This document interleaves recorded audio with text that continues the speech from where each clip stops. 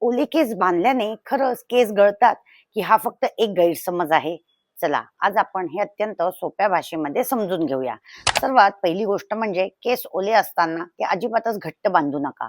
ओले केस हे तुलनेने फ्रॅजाईल असतात.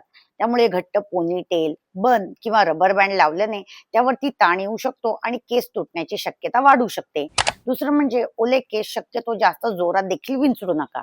केस ओले असताना ते जास्त स्ट्रेच होऊ शकतात.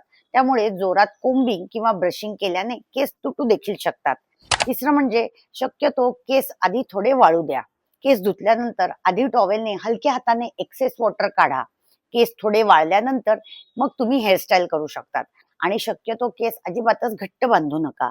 लक्षात ठेवा, ओले केस बांधले की लगेच केस गळती होते असं नाही.